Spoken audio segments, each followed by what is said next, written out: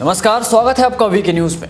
Congress party अपनी बंजर पड़ी सियासी जमीन को उपजाऊ बनाने के लिए किस हद तक जा रही है उसे पूरा देश देख भी रहा है और अच्छे से समझ भी रहा है। तभी तो आज देश की सबसे पुरानी पार्टी कांग्रेस का एक के बाद एक राज्य से सुपड़ा साफ होते जा रहा है और पार्टी टूटती बिखरती जा रही है। इसके बावजूद भी कांग्रेस झूठ, नफरत और हिंसा फैलाना नहीं छोड़ रही।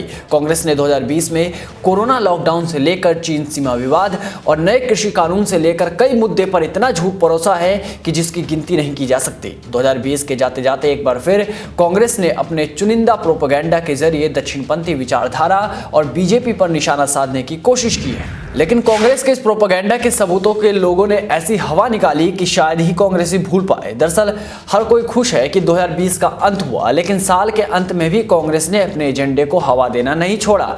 कांग्रेस ने एक ट्वीट करते हुए लिखा है कि शांतिपूर्ण ढंग से अपने विरोध को जताकर दिलों को जीता जाता है, नफरत से सिर्फ चुनाव जीते जाते हैं। बीजेपी ने देश को नफरत की आग में झोंका है। इस ट्वीट के साथ कांग्रेस ने 2 तस्वीरें लगाई है। दोनों तस्वीर जनवरी 2020 की है।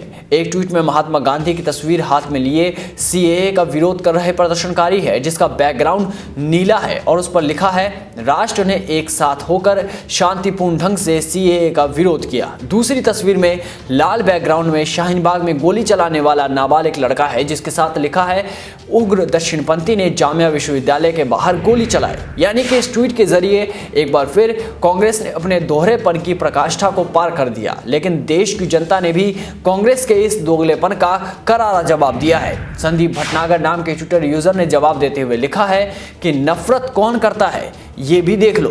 तुमने करोड़ों बांग्लादेशी और रोहिंग्या देश में घुसाए तो कोई विरोध नहीं हुआ, और जब हिंदुओं की बात आई तो विरोध करने लग गए। क्यों? अब बताओ, नफरत कौन करता है? तो वहीं एक यूजर ने तो दंगों के दौरान दिल्ली पुलिस पर रिवॉल्वर तानने वाले शाहरुख का फोटो पोस्ट करके कांग्रेसियों से पूछ लिया है कि इसे भी तो दिखाओ। सुदीप यादव ने लिखा कि बेटा जी, कितना शांतिपूर्ण विरोध था, सब जानते हैं। तुम्हारा नेताओं ने जो रैली में आर पार की बात कही थी, उसकी वजह से 50 से अधिक लोगों ने दिल्ली में जान गंवाई थी। तो वहीं एक यूजर ने लिखा कि जो आईबी अफसर को 400 बार चाकुओं से गोदा गया वो क्या था, जाहिल चमचो। एक और यूजर ने लिखा कि तुम कांग्रेसियों की एक तरफी घृणा पागलपन की हद तक पहुंच चुकी है। दिल्ली दंगों में तुम्हें सिर्फ हिंदू ही दंगाई नजर आ रहे हैं, बाकी तो तुम्हारे भाईजान हैं। तो इस तरह से कांग्रेस के सिलेक्टिव ट्वीट का लोगों ने तगड़ा जवाब दिया है।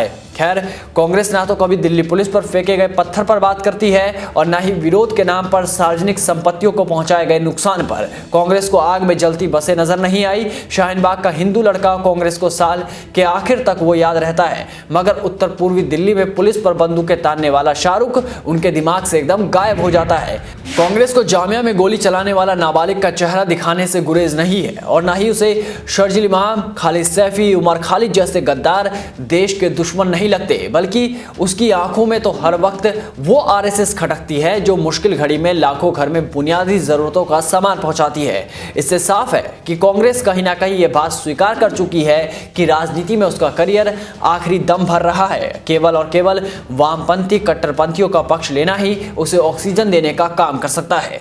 इस रिपोर्ट में बस इतना ही। देश और दुनिया की तमाम बड़ी खबरों से जुड़े रहने के लिए बने रहिए वीके न्यूज के साथ। नमस्कार।